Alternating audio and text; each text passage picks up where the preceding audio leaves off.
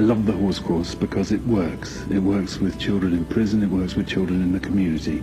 Not everybody can talk to another person and describe their problems, but these hand-picked special animals give kids a chance.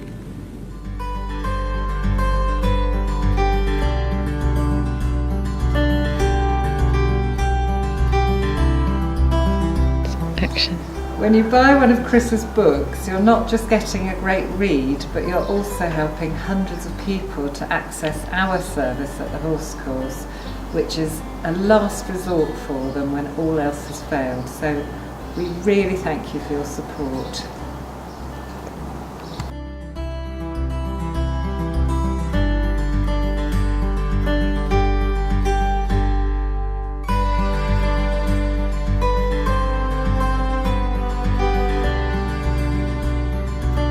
Yeah, so these horses here, so they live in a much more natural setting than if they were stabled, and they come down during the day and hang out in the barn. But interestingly, even if it's raining like mad, they'll stay out in the field rather than come Really, indoors. they'd rather be outside. So they all are listening to each other really carefully all the time. Okay. And responding just to a little bit of body language, and that's what we've utilised to run the course. So your students need to learn to recognize those signals that they give each other. And to be able to give those signals themselves. So you see how he's just saying, come on, move along. But as soon as they go, he doesn't chase after them and beat them up. He just goes, yep, that was fine. Now you're out of my way. So if we can teach people to be as clear cut as a horse, it's much more functional. This one is super dominant, and so he's just eating the best hay now. Nobody else is going to come and argue with him. And Life is good. Life is good. You know their roles and are comfortable in those roles. And, it can all go for a second and then straight back to neutral. So they're so in the moment, it's all over in a fraction of a second. Yeah. This makes me think a bit about, I have a friend who is very big into mindfulness and, being aware of what's there, but just letting it be there, Exactly. And I think horses are ninjas at mindfulness. That is what they do day in, day out. And we often call this enforced mindfulness. Really? Yeah, the program that we're teaching, it's enforced mindfulness. You haven't got time to be thinking about yesterday and tomorrow. Right. You're right here, right now with a big horse who might step on you. You need to pay attention. Right. You need to be in the moment, and then you need to be masterful of your own emotions in that moment, so that you don't get them all worried. Right. And you learn to have control over that. Calm. Or assertive, to be able to get assertive, get back to calm. So it's that kind of mastery of your own state. So it's not so much a control thing, controlling your emotions. We're it's just really not about control. It's really mindfulness. It's about feeling it and then being able to target the emotion you need at that moment. So being able to bond and be gentle and empathic. Being able to be completely neutral and not care. There's a whole lot about, can you just not mind what the outcome is of what you've just asked the horse? So for some exercises, if you really care, it makes it hard for the horse. Like if you're asking the horse to go through a scary obstacle, and you're going, I really need you to go, the horse will be like, oh my God, there's a predator who is really worried about something. Maybe it's a trap. So that makes it harder for them. So if we can just be like, well, here's a scary thing, but it's fine, it doesn't matter whether you go or don't go. Then the horse goes, okay, I can think clearly now, I can figure it out. So do they see people as dominant? They see people as predators, like they know we can eat them. So if we get emotional, they find that worrisome.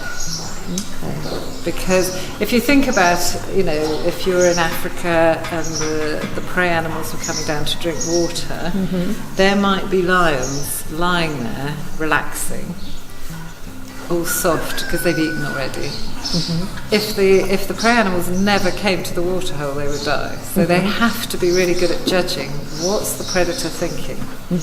Is that predator in hunt mode, or is it in relaxation mode? So they just view us like that. It's like if we are in relaxation mode, they find it very easy to be near us. If we're uptight, or they can't, the distinction between I'm coming to get you and I'm really worried isn't very clear. So they just see that as predator-like behaviour, and they get worried. So for our programme, we like horses that are very natural in their behaviour. Get out of my way.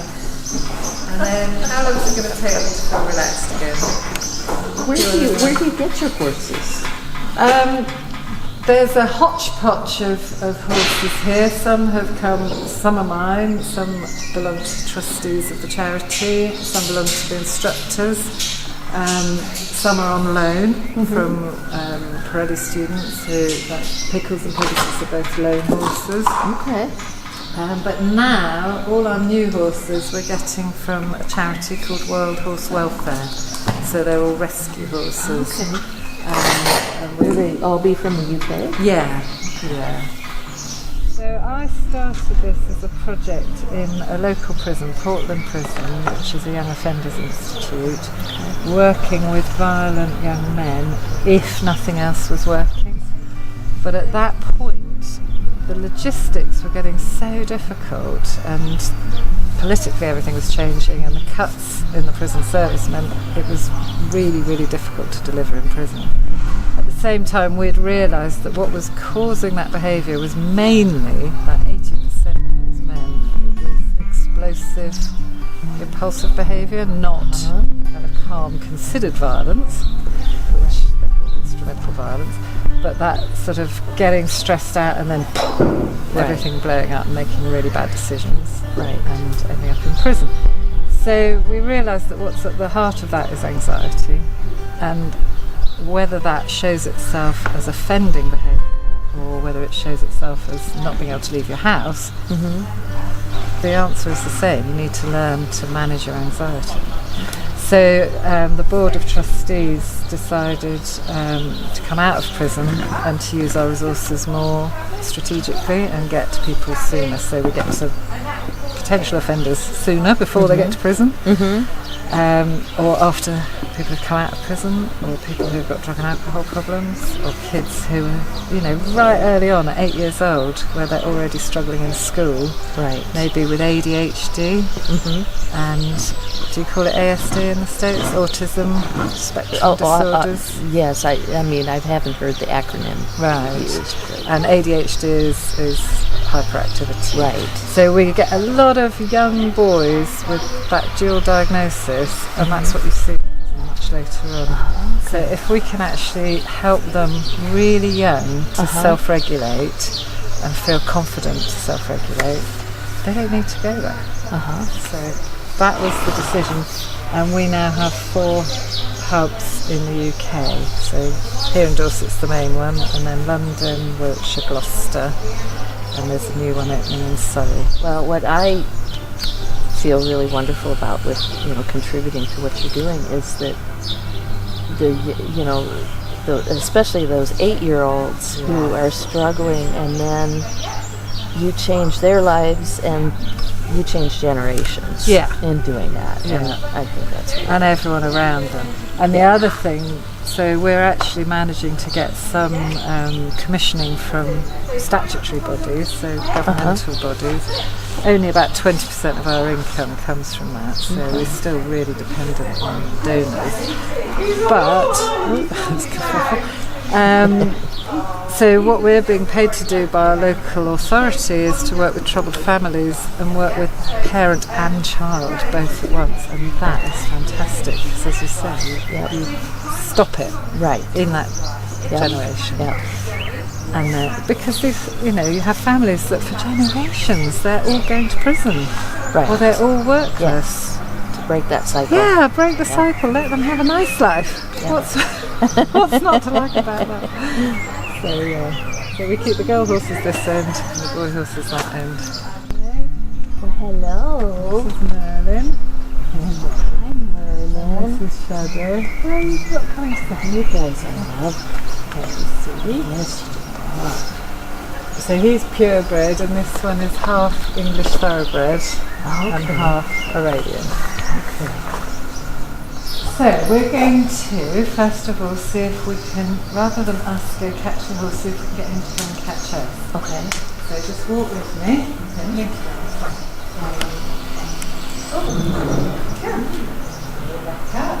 Straight ahead.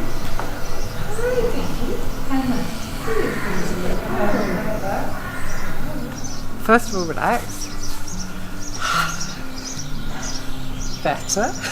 Getting there. Okay, so he needs to really feel a difference between 0, neutral, relaxation, to... Can you feel that energy? Can you see how he moved away just from that energy? Okay, so you're going to be able to do that. So you go from 0 and then lift your hand with the rope like this. Look at him. Bring that energy up. Strong. Good. And wiggle your finger. Wiggle your finger. That's it. Good. Move him away. Just wait a second, 2 more steps, and then back to neutral. Really neutral. Let him feel the difference. Wiggle that leg. Soften. That's the thank you. Okay. That's what makes him feel, good. Because I've relaxed and then he knows that. There's no pressure. So you can go up to him and rub on him and love on him if you want to. And now you know you can get him away from you if you're feeling worried. But do you see how all this praising, he's not that interested. Right. He's more interested in the neutral. Yes. So we're very sort of specific about each of these skills that we're building, and it normally begins with calmness and focus, and then we start working on the others. Unless someone turns up really disengaged, like refusing to join in, then we start with engagement. And the way we do that is usually by making it so fun that they just really want to join in. So then it would be much more fast and furious. There'd be lots of jumping the horses or kicking balls or doing having them running around at liberty. So it's super exciting. Right, yeah. That sounds like fun. I'm interested. Rather than making them wrong, we never make them wrong any more than we do our horses. Yeah, and maybe that was part of it, knowing that I had... You felt under pressure to... this one time. To be under pressure to be calm. Yeah, right. How crazy is that? And that's hard. It's not going to happen. You guys. Yes.